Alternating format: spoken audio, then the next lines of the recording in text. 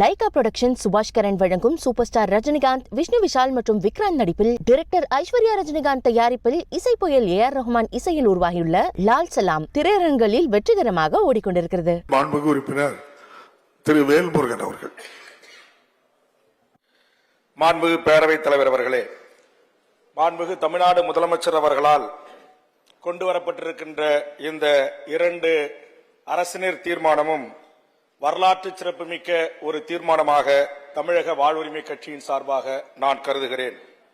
தந்தை பெரியார், பேரறிஞர் அண்ணா எந்த மாநில உரிமைகளுக்காக இங்கு முழங்கினார்களோ, போராட்டங்களை முன்னெடுத்தார்களோ, அந்த மாநில உரிமை முற்றுமுதலுமாக பறிக்கப்படுகின்ற ஒரு மோசமான ஒரு சூழலை ஒன்றிய அரசு எல்லாரும் இருக்கையில உட்காருங்க. தயவு செய்து சொல்றேன், நீங்க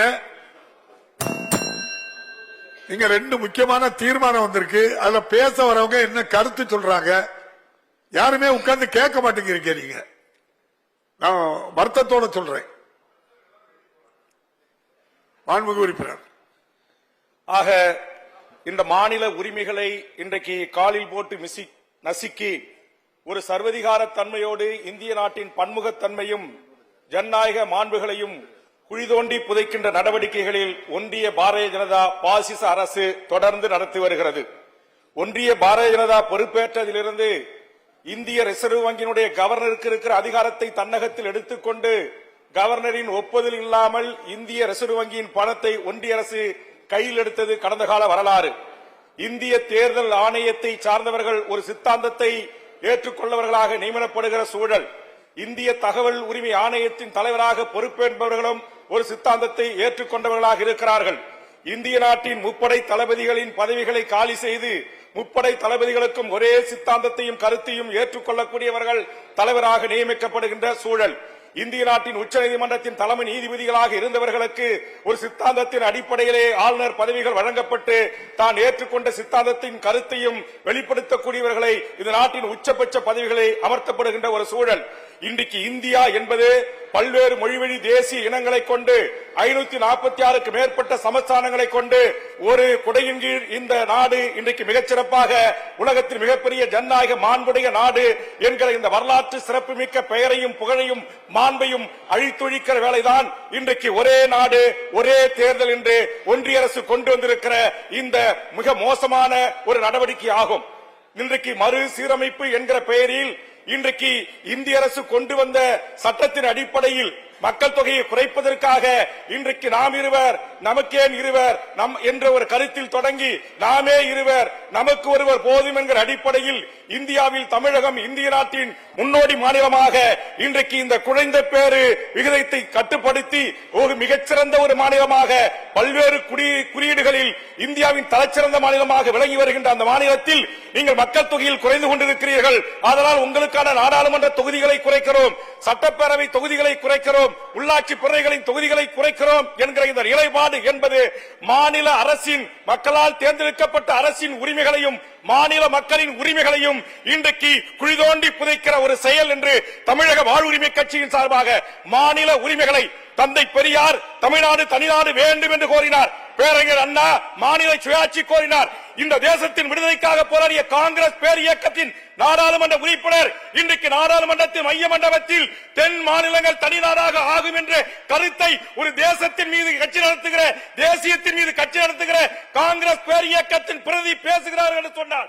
இன்றைக்கு அவர்களாலே சகித்துக் கொள்ள முடியாத ஒரு ஆணவ அடாவடி ஒரே நாடு ஒரே தேர்தல் ஒரே மதம் ஒரே கோவில் ஒரே உணவு ஒரே வழிபாட்டு உரிமை என்கிற ஆதிக்கத்தை நிலைநிறுத்துகிறதை தமிழ்நாடு போன்ற ஜனநாயக மாண்புள்ள சுயமரியாதை கொண்ட நாடு ஏற்றுக்கொள்ள முடியாது என்பதைதான் இன்றைக்கு தந்தை பெரியார் வழியில் பேரறிஞர் அண்ணாவின் வழியில் முத்தமிழர் கலைஞர் வழியில் தளபதி அவர்கள் தென்னிந்தியாவின் முதல் குரலாக இந்த ஒரே நாடு ஒரே தேர்தலை எதிர்த்து இந்த அரசினர் தீர்மானத்தை கொண்டு வந்திருக்கிறார்.